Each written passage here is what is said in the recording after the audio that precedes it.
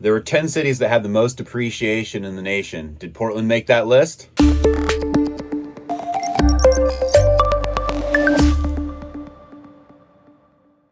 No, no, it did not. We didn't even get an honorable mention. Portland didn't show up anywhere on that. Hey guys, it's the Hatch Homes Group here with Alexa and me, myself, Johnny. We're going to talk about the 10 cities real quickly that did make that list and a little bit of reasons and our thoughts on why Portland didn't, and go from there. Please remember to like and subscribe, share this video with your friends, and share the info. All right, Johnny. So, where did prices drop the most in the nation? Prices dropped the most in the nation and had the most depreciation in these 10 cities: Austin, Texas; Phoenix, Arizona; Palm Bay, Florida; Charleston, South Carolina; Ogden, Utah; Denver, Colorado; Las Vegas, Nevada; Stockton, California; Durham, North Carolina; and Spokane, Washington.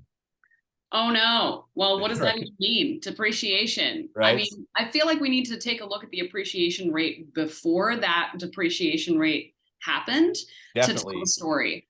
Absolutely. So you can see that the worst hits were Austin and Phoenix with like a 10% depreciation. Ooh. And then there's like a bunch of nines and eights. And then Spokane had 7%. So prices went down 10%, 7% to 10% basically in those markets in 2022 overall. But in Q4 alone of 2021, Austin went up by 30% That's appreciation. huge. I mean, 30% appreciation in just one quarter.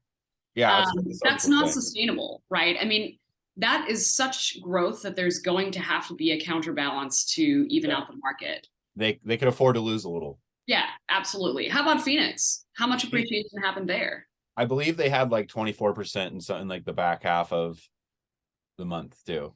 Yeah, so really what we're seeing in those numbers is like people moving en masse to those areas during Yeah. a certain period of time, bumping up that appreciation. And now it looks like there's the significant drop. But in reality, it's probably just kind of like evening back out. Yeah. I mean, I feel like people still want to move to Austin. I don't know about all these other cities and stuff like that, but I still hear like, Absolutely. Yeah, I have a realtor friend in Austin, and she's been posting all last 2 weeks just saying how the market is going and that she picking up. has so many buyers in her car. So, absolutely Yeah. true. And we've definitely seen that here too. So why do you think Portland didn't get even an honorable mention on this list? What's your Because opinion? Portland is a place where people want to live. I mean, we still have many, many neighborhoods that are attractive and desirable to people that keep people coming back, whether it's for the amenities or for the schools.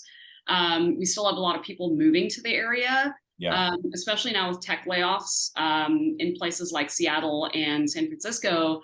Portland is kind of in the middle. It's a similar maybe vibe and lifestyle, but it's much more affordable compared to those two cities. What Yes. about you? What do you think are the reasons? I think I totally agree and I'm on board with that one. I also think there's just simply not enough inventory in those in there's not enough inventory overall. And then also with the urban growth boundary, of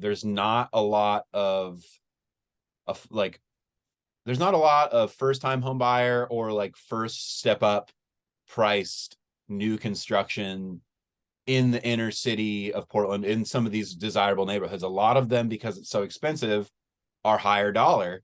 And Yeah, so there is some close, but it's pretty expensive. A lot of the affordable new construction is going to be 35, 45, 55 minutes from like downtown, which is yeah, fine.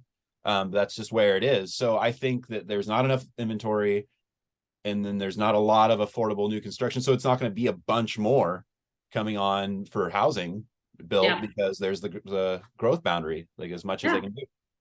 yeah. That makes sense. And so, do you think that you're seeing, like, in your going out there and working with buyers, have you been seeing prices depreciating in certain areas of Portland?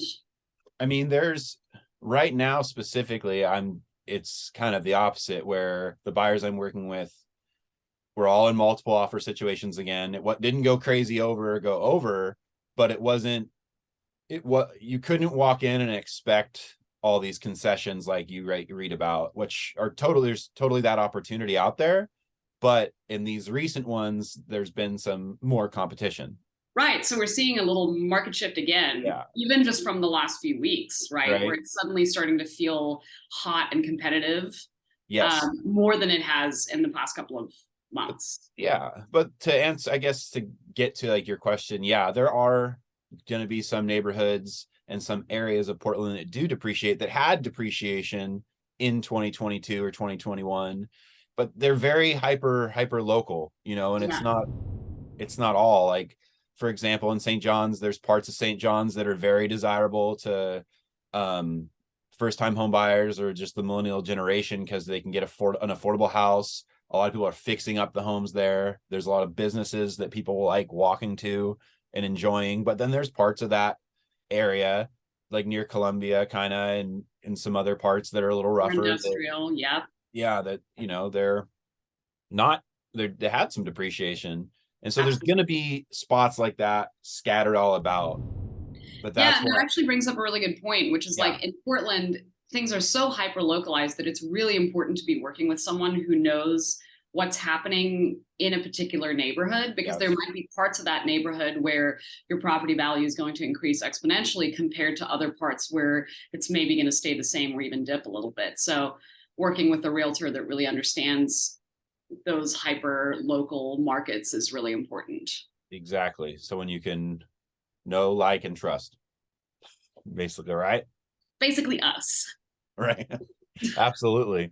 Awesome. Well, These people that are like waiting for home prices to drop in Portland. I mean, I'm sure we kind of all joke a little bit that we've had a conversation with a friend or a neighbor who's been like, "Oh yeah, I'm just waiting for like Portland prices to tumble before I buy." What do you say to that? I say that because there still is a good window to find some houses where there's going to be concessions from the seller, or buy downs given, repairs given, stuff like that, where you're not, that window's closing and closing pretty quick in the Portland market, because like I said, it's getting back to that multiple offer situation. So if there's not enough houses, there's so many people coming off the fence, Yeah. it's going to go back to a little bit of a bidding war. It will be a little higher interest rates still.